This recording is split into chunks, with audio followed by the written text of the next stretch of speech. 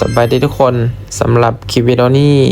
จะเป็นคลิปสอนวิธีสร้างบัญชีเทรดด้วยตนเองเนาะปี 2026เนาะซึ่งมันกำลังได้มีการอัปเดตหลายๆอย่างเนาะในปัจจุบันนี้ซึ่งสำหรับใครที่อยากเทรดแต่ว่าบ่รู้วิธีสร้างบัญชีเทรดและบ่มีช่องทางในการสร้างบัญชีเทรดสามารถเอาลิงก์ใต้คอมเมนต์ตัวนี้ได้เด้อเนาะเดี๋ยวเรามาเบิ่งนำกันเนาะวิธีการสร้างบัญชีเทรดมันมีขั้นตอนแด่ๆเนาะซึ่งขั้นตอนที่1เราต้องมีลิงก์ก่อนเนาะคือแบบนี้ถ้าหากว่าเราบ่มีเนาะไปค้นหาอยู่ Google ว่า bxtrade.net เนาะแล้วก็ช่องว่างที่3เลขเสริญสามารถเอาเลขตัวนี้ไปนำใส่ได้หรือเอาเลขอื่นๆก็ได้แล้วบัดนี้ถ้าหากว่าเรามีแล้วเนาะให้เรากดเข้าไปในลิงก์เลยเนาะกดเข้าไปปุ๊บแล้วมันก็จะเด้งเข้าไปในหน้านี้เนาะและช่องว่างที่1นี้จะเป็นอีเมลเนาะอีเมลของเราที่ว่าเราจะเอาสมัครเนาะแล้วก็ช่องว่างที่2จะเป็น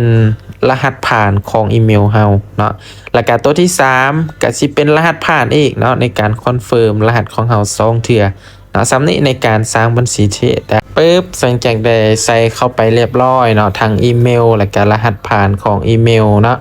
หลังจากที่เราได้กรอกข้อมูลแล้วเบิดแหละเนาะ3ช่องว่างนี้และให้เรามากดติ๊กเนาะกดติ๊กตัวนี้เนาะปึ๊บแล้วให้กดไปเลยเนาะแล้วก็กดบันทึกรหัสผ่านหลังจากนั้นเนาะภายใน30วินาทีมันจะส่งรหัสไปหาทางอีเมลของเราตัวนี้มันจะส่งเข้าไปหาเนาะทางอีเมลตัวนี้แล้วเราก็ไปเบิ่งเลยไปเบิ่งแอปของอีเมลนะกดเข้าไปเลยปึ๊บเห็นปะมันส่งมาเป็นชีเรียบร้อยแล้ว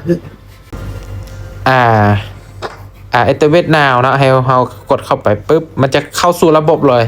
ให้เราเลือกเข้าว่าเราจะเข้าในช่องทางใดเนาะทาง Chrome ก็ได้นะจากเลือกเข้าทาง Chrome ก่อนเนาะ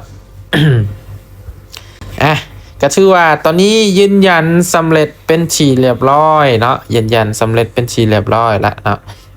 เห็นปะก็จะขึ้นหน้าตาประมาณนี้เนาะแล้วก็จะมีบัญชีทดลองเนาะนี่ให้เขาเลือกเทรดได้นะปึ๊บเวลาเทรดเบิดเนาะเขาก็สามารถเข้าไปรีเซ็ตวันนี้ใหม่เนาะเทรดฝึกเทรดเนาะให้เข้าใจจังเทรดบัญชีจริงเนาะถ้าบ่ทันเข้าใจกับบ่ฟ้าเทรดเนาะและขั้นตอนต่อไปเนาะเขา